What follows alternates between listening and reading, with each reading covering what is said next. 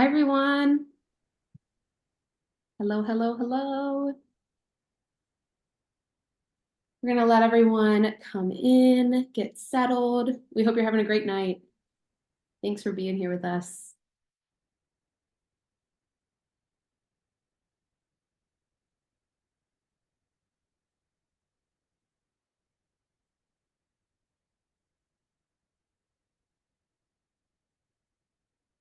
Hello, everyone. We're just going to give it a few more seconds. Let everyone get settled in.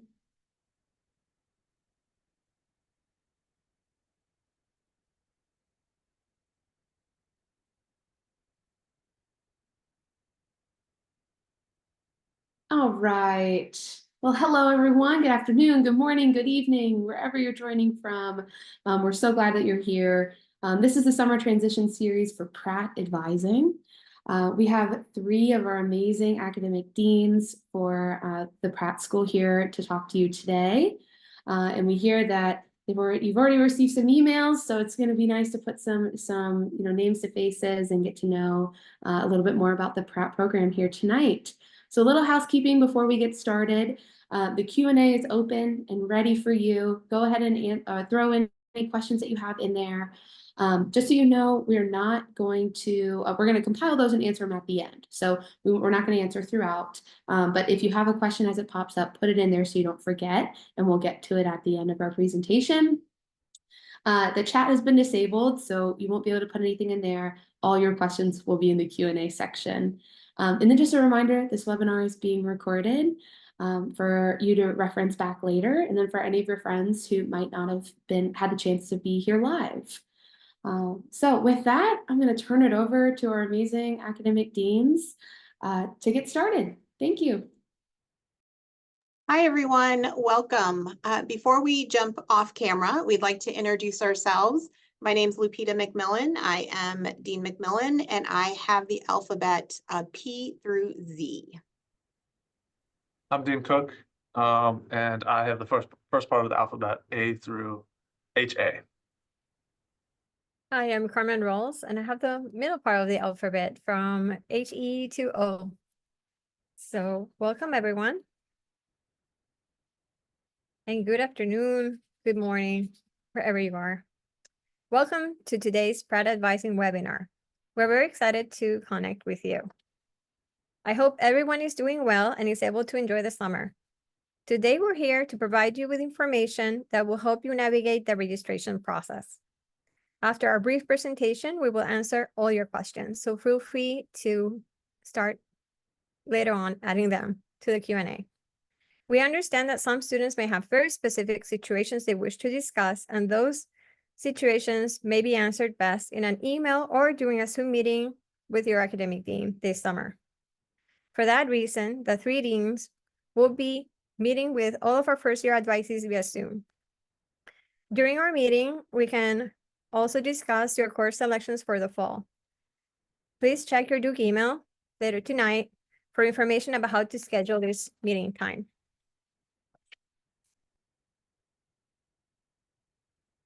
Before we begin, we want to introduce you to the undergraduate advising team. We provide student support in different ways.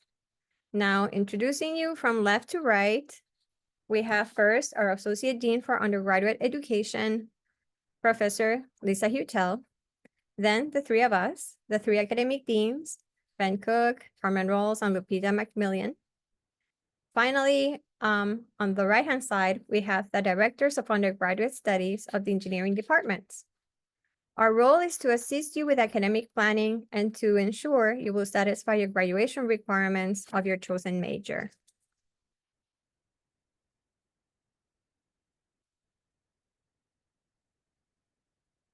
Next slide.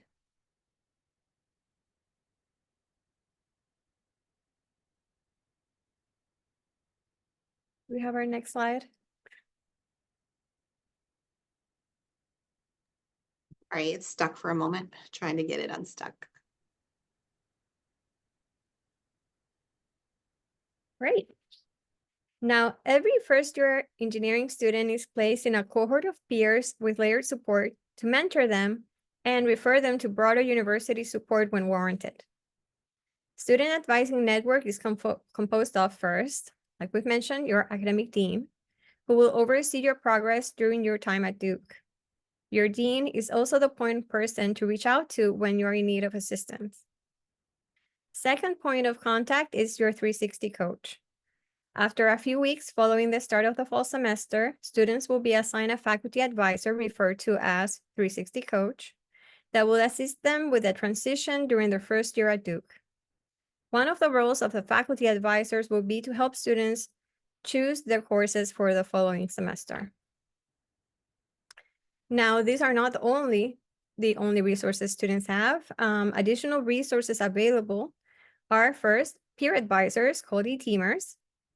They also have access to members of other resources at Duke in the Wellness Center, Career Center, the Academic Resource Center, among many others.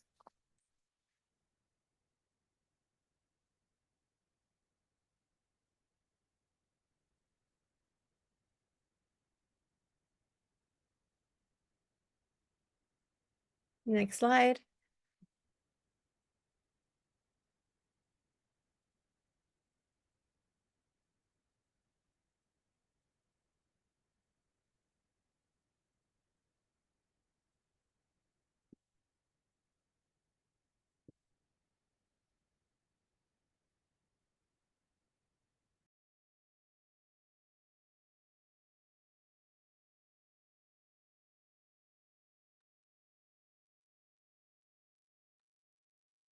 Just looks like we're having a little technical difficulty, but we're getting there. Thanks, everyone. That sounds great. So, who's your academic dean? Now, we've mentioned it a few times, but the name of your academic dean will appear first on your Duke Hub. You can always refer there for the best location and our email address.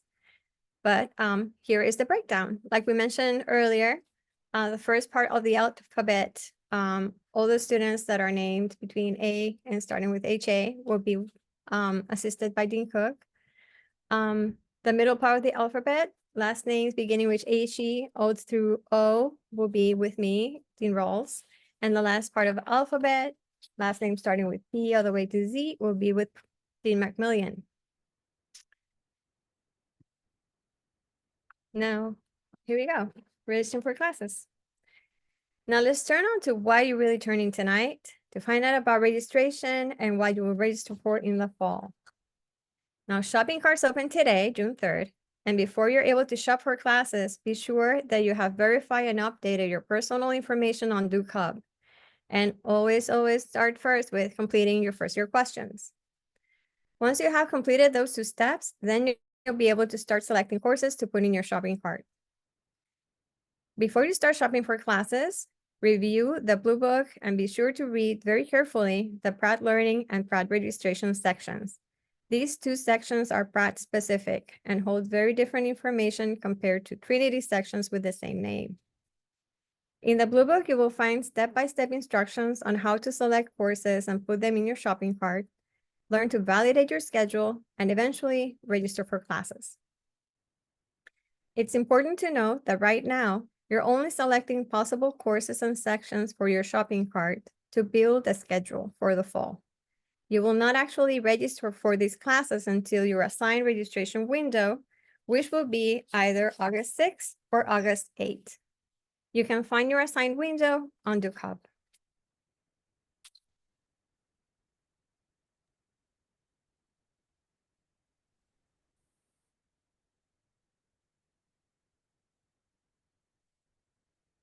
Full-time status is 4 credits. And courses at Duke can be a quarter credit, a half credit, 1 credit, sometimes 2 credits. But you want to register for 4 1-credit courses. And in your first semester at Duke, across Pratt and Trinity, we limit all students to a maximum of 4.5 credits. That might be different than your high school experience or your previous experience. But at Duke, 4 1-credit courses are going to be a full load, and we want you to start with that. The engineering curriculum is common in the first year, regardless of major. Your placement might be different depending on your kind of pre-matriculation, AP, IPC credit, but all engineering majors require the same general education courses.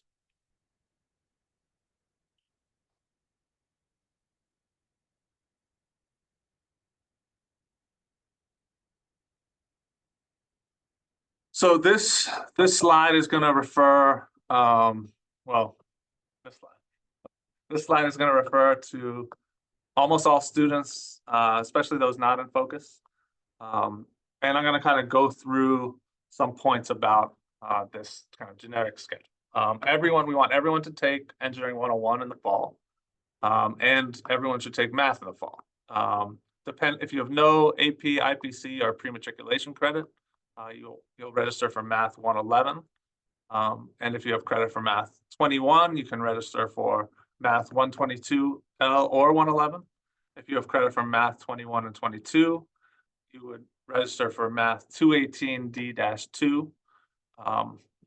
And in order to register for 218-2, your math credit has to be in Duke Hub. So you'll have time between now and August to send in your AP scores. If AP scores haven't come out yet, then you'll want to do that pretty quickly after they come out so that they'll be in Duke Hub in time to register.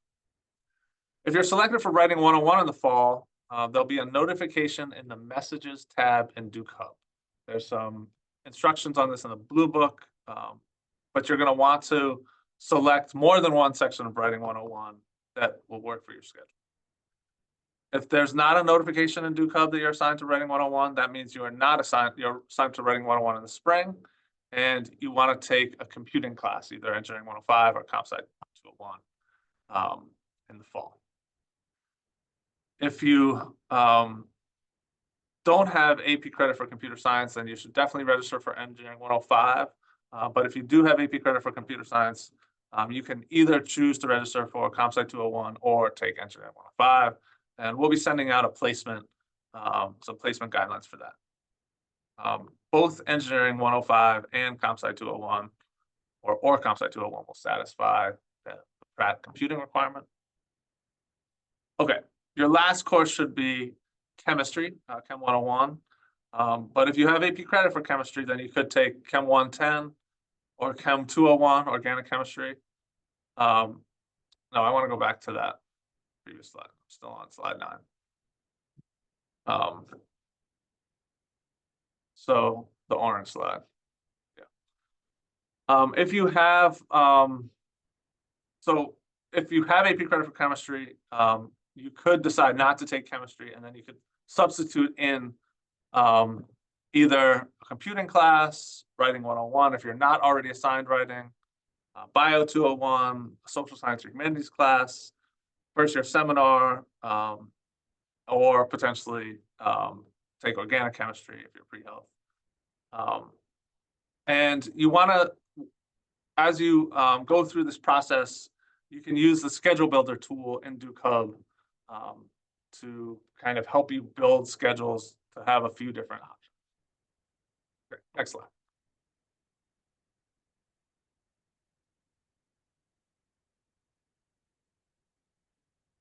All right, so if you are in focus, you're already going to be registered for 2.5 focus. The global energy cluster includes Engineering 95 FS, Engineering Design and Communication. That course is Engineering 101. If you're in a different focus cluster, then AP credit for chemistry and or math will keep you on track with engineering prerequisites. And it is not impossible to take focus without AP credits. So if you don't have AP credits coming in, then you should talk to your academic dean about how to do that. Focus students will also take 2 non-focus courses. You should choose any 2 of the following courses: math, chemistry, or Engineering 101 if you're not in the energy focus. And this is another good thing to talk to your dean. Next slide.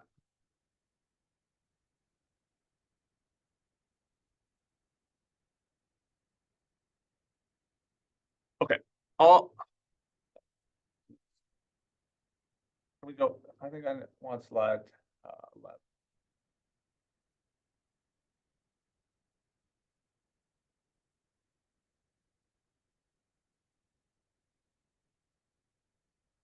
Can we go back one slide?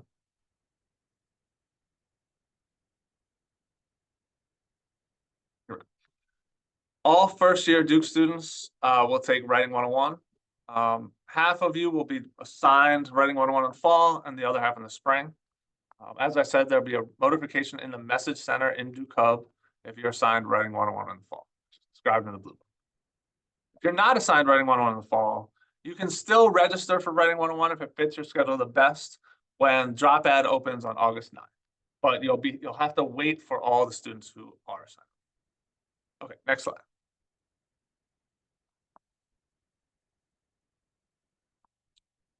Some labs, there's going to be a lot lab classes to take in engineering, and there's two types of lab classes at Duke. Some classes have labs that are connected to the class, like Engineering 101, Math 111, Engineering 105. And this is because we want the students to work in groups, and we want students to be with the same students in the lecture and the lab. So Duke Hub will ask you to register for both at the same. Some labs, such as Chemistry 101 DL or Physics or Orgo, will have labs that are not connected to the class. So when you register for the lecture, you won't also register for the lab because you can be in different groups in the lab than you are in the lecture. So being with the students from the lecture is not important for the labs where the labs are separate. These labs that are separate are designated with an L9. Example, Chem 101 L9. However, they are required. You can't take the course without the lab. The lab is a percentage of your grade, and you won't pass the course if you don't have the lab. Labs are required. So if you register for the lecture without the lab, and you don't realize you're doing that later, you might have to rearrange your schedule based on kind of fitting in a lab. Like if you get a writing section, but you have to get a lab, you might have to rearrange your schedule. So it's helpful to double check, and we can also talk to your dean. Okay. In general, AP or IPC, International Placement Credits, with the appropriate score can satisfy engineering degree requirements and allow you to place into upper-level courses. Credit is not necessary to complete your engineering degree, and it is important to know each engineering department treats these credits differently. You should consult the department handbook to confirm which credits your potential major will accept. Courses in engineering build upon each other. For example, Calculus 1 is a prerequisite for Calculus 2.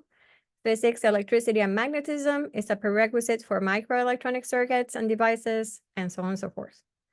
If you use an AP credit and take a course that you don't feel confident in, then you might not have a foundation in the course. Master that material, and the learning on subsequent courses might be affected. If you're unsure, we can point you towards self-assessment tests and departmental resources to help you make the best selections for you. Both chemistry and math departments have very informative placement websites, and you can consult your academic dean always with these specific questions.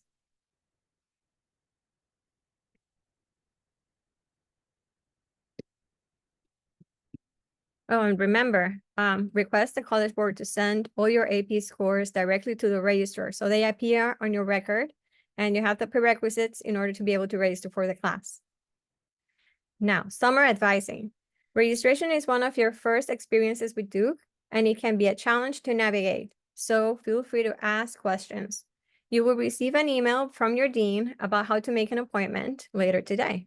So check your emails and remember that Duke email is the primary source of communication between us and you.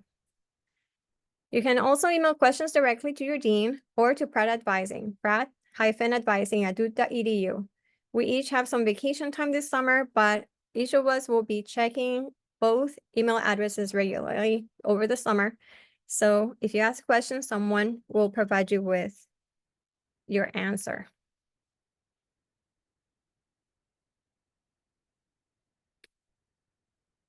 Now, this website contains, again, all of our email addresses, so stay in touch. Next slide.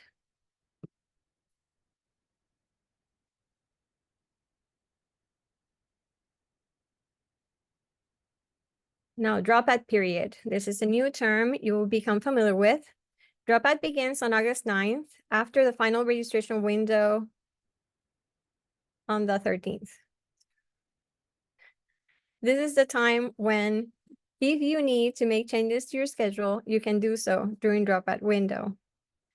It will remain open until the second week of classes in the fall. Now, there might be many reasons you would like to make a change, actually a few reasons. One is to correct a math or chemistry placement. The second is to add a course or a lab that opens more seats. Or you realize you forgot to add a lab, and then dropout period will be important. Now, your dean will be available to help throughout the process, either through email or to Zoom. Now, I would like to make a note that during the first week of class, you'll be able to make changes to your schedule freely, but during the second week, to add a class, you'll need a permission number from an instructor.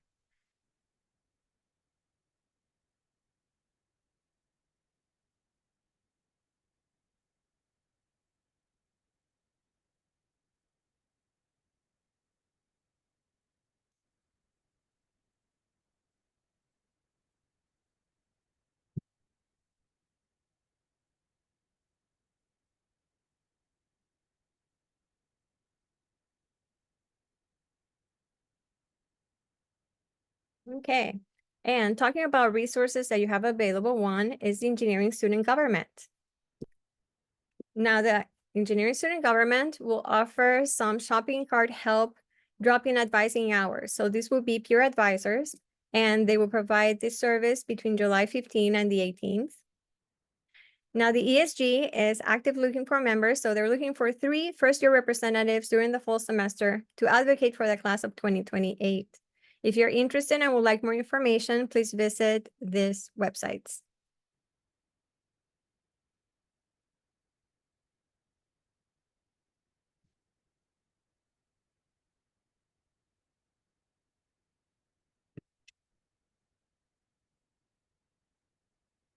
Now, we'll start answering questions you have posted on the Q&A. If you have any remaining question about something we didn't discuss or would like more information, please add your question and we'll be looking at them right now.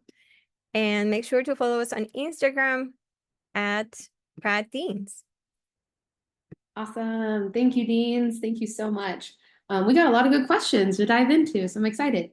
So the first big clump of questions is about AP credit, right? So can you talk a little bit about when students will know what kind of credit they're going to be getting, and how do they navigate knowing what classes to pick come August? Right. So, like we mentioned, it would be great if they haven't already, request that the College Board send their AP scores directly to the registrar's office. The registrar, when they receive the scores, will assign the credit that they will earn. They need to show on the record so that we can better assist them in course selections. Depending on the credit they receive, we, during our advising meeting, we'll discuss the matter with them and see how confident the student is in that material, and we'll recommend a class to start at Duke.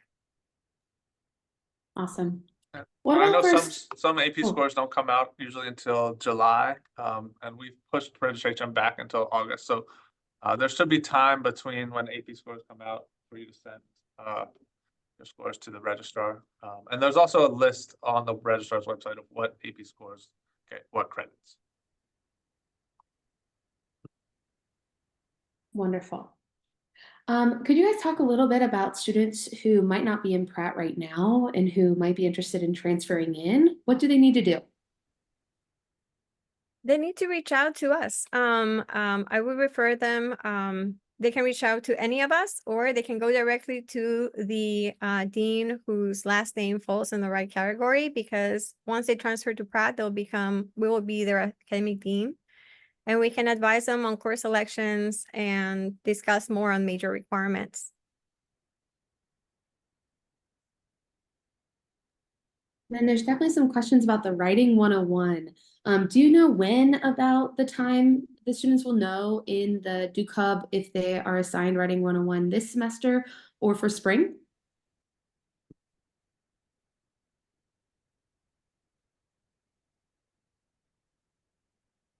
The timing of it,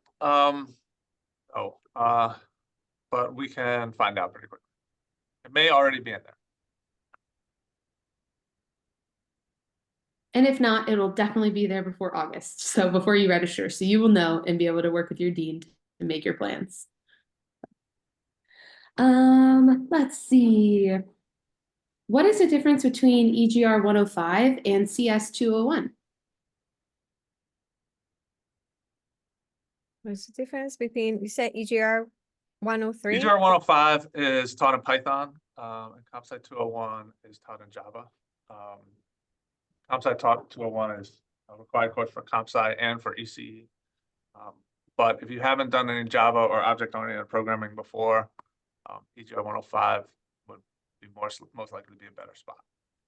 Correct. And EGR 103, 105 does not require any previous programming experience, while CompSci 201, you're expected to already be comfortable programming. Is there a specific computer that you suggest engineering students buy? We don't have actually a particular computer, but there are websites, and we can, if they send an email to Pratt Advising, we'll be able to share it. It's just more on technical aspects of the computer that would be beneficial for them to have, but no particular model or make. So this is similar to a question we already asked, but what if there's a student who wants to major in engineering, but maybe minor in something from Trinity College? How difficult would that crossover be? What would that relationship look like? That's fine. We have a lot of students. Everyone who has an engineering major is considered an engineering student. But many of our majors minor or double major with majors and minors in Trinity College or certificates. And there's no, like, you don't have to fulfill the Trinity College requirements to do that. You still just fulfill the Pratt requirements, and then you would fulfill the major requirements for whatever major or second major you choose. Yeah, we understand that Pratt engineering majors have a lot of structure, but it still has some flexibility that will allow students to add a minor or exposure to other classes beyond engineering. I mean, all of our programs have space for social science, humanity electives and free electives, and to allow the student to take additional classes beyond Pratt.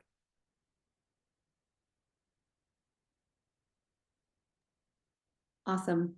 Could you guys talk a little bit about students that might have dual enrollment credits?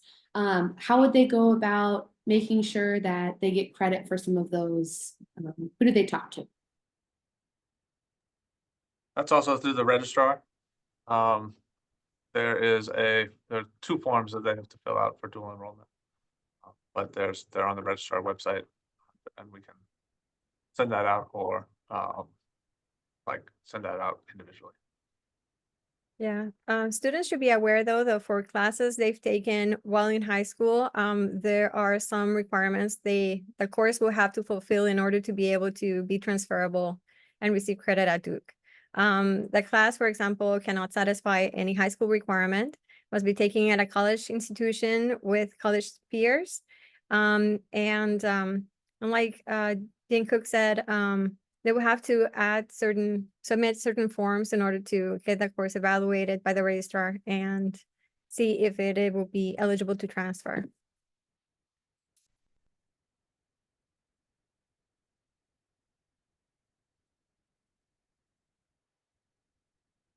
So we might have had some folks maybe come to this a little bit later. Can you recap how a student would go about meeting with one of you, and who would they meet with?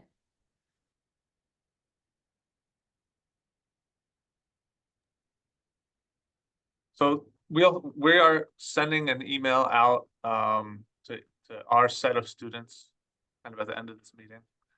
So in that email, there'll be a link to with a way to make a meeting with each of us. And yeah, we break it up by last name. So if your last name starts with A, through HA, I'll be your dean, HE through O, Dean Ross, be your dean, and then P through Z, Dean McMillan will be your dean. Yeah, it's a good question. Actually, we'll start meeting students as early as tomorrow if they schedule a time. And then a really good question, what should students come to this meeting with? Do they need to prepare anything? What should they be prepared to talk to you about? It will be great if they've looked at the Blue Book, answered their first year questions, look at the classes the first year students would take, and bring in their scores if they have any on advanced placement tests. And if they are doubtful on which class to start with, if they can refer to the websites we mentioned, let's say in chemistry or in math, and do the self-assessment tests. That will be helpful to have a better understanding of what are the best courses that they would be manageable in the fall. I'll also add to that. Can you all hear me okay? Okay, apologies, I had some technical difficulties there. But I will just also add to that our advising meeting this summer is just to talk about fall registration. I know a lot of students have very ambitious goals and you want to know about all of the classes that you'll take during the 4 years. We really do want to focus on the fall semester when we have these advising meetings. And, please know that there's nothing, as long as you take the 4 classes that we've outlined in the Blue Book, you're not going to be behind on any goals that you have beyond your first engineering major. So there's definitely time for that. Each department has handbooks. If you do want to look ahead and see what all 4 years are going to look like for you, you can look in the department handbooks for that. Kind of similarly, what if a student knows they want to be in Pratt but doesn't exactly know what degree or maybe what sector? How should they go about seeing what the options are? Engineering 101 is a great place to start getting a feel for some of the different types of engineering that we have in Pratt. There's some hands-on and mechanical engineering things. There's some coding and Arduino. There's some kind of BME projects, civil engineering projects. So there's some room in there for students to kind of learn things that they might be interested in. And then when they register for spring classes, there's kind of one class that they might start taking heading down to into a particular department. But that doesn't kind of lock them into that department. Some students might be able to take more than one of those classes if they're either both in the spring or maybe one in the spring, one in the fall. And that's a good thing to talk about with your dean about how to kind of stay on track for multiple paths. Really, it's not until the spring of your sophomore year where it really starts to kind of the majors really start to diverge. But you can kind of stay on multiple paths for about 3 semesters. Can you talk about studying abroad and being a Pratt major? What should a first-year student be thinking about if they know they want to study abroad? Well, actually, we don't really start planning for study abroad until later. The first year course sequence is really similar for all of our students. They're just taking fundamental classes in engineering and building their background so that sophomore year they start taking classes that are major specific. We usually, I recommend usually to schedule a meeting with their dean to discuss study abroad and make plans a year in advance. So if they're thinking of junior fall, then maybe sophomore fall will be a good time so that they can select courses together for the semester before abroad, during, and after, just to ensure you have a good plan and graduate on time. Then this may be really student dependent, but are AP credits used for placements of what classes students should take based off of the information in the class? Or are there opportunities for some students to kind of test out of some classes? Yeah, So so, the, go ahead. oh, sorry. So, the AP credits can be used, or international placement credits, whichever, you have. They can be used for placement, and they will give you Duke credit for engineering requirements, and you can place then into higher level classes to begin, such as math or chemistry, or potentially physics as well. We do tell students that's something we can talk about in our one-on-one advising meeting to really kind of assess how you feel about the material and how well you did in the AP classes and the AP exams. Some students are very honest and they say that they don't feel their preparation was all that strong, even though they did receive an appropriate score. And so we can kind of gauge maybe you don't accept, let's say if you got a 5 on your BC, maybe you don't accept both of those credits. Maybe you only accept one and you begin with our second math class instead of our third math class. It is student to student dependent. It's all very individual to a student, but we'll talk to you about that in our one-on-one advising meetings. But to answer your question, yes, those AP and IPC credits could be used to place you into higher level classes. And then back to study abroad. We know our students love it. What semester would you say most students study abroad who are in Pratt? So it's usually junior fall, and something like 30% of Pratt students study abroad, which is a little less than the Trinity percentage of 50%, but it's still a pretty high percentage. Engineering students tend to need to take some engineering courses abroad. So the places that our students go abroad tend to have engineering courses so that they can take, say, 1 or 2 engineering courses in that semester. It's probably 90% that go in the fall, maybe 10% that go in the spring. We do have a sophomore program in Berlin. That's our spring program in Berlin. Their fall semester runs from October to January, so it overlaps with both of our semesters. So we only send students there in the spring. And that can be either sophomore or junior year. And if you are thinking about that, then that might be something you want to plan for kind of at the end of your first year, like Connor Deanwall said, about a year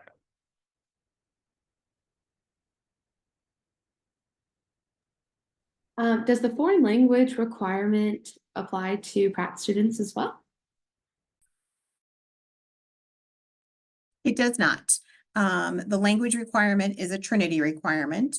However, if students have a language that they are interested in maintaining, or maybe they want to start a new language, Pratt students can still take language courses, and they will count to satisfy the social science and humanities requirement that Pratt students have. Isn't required, but we will count them toward requirements if you wish to maintain or pursue a new language.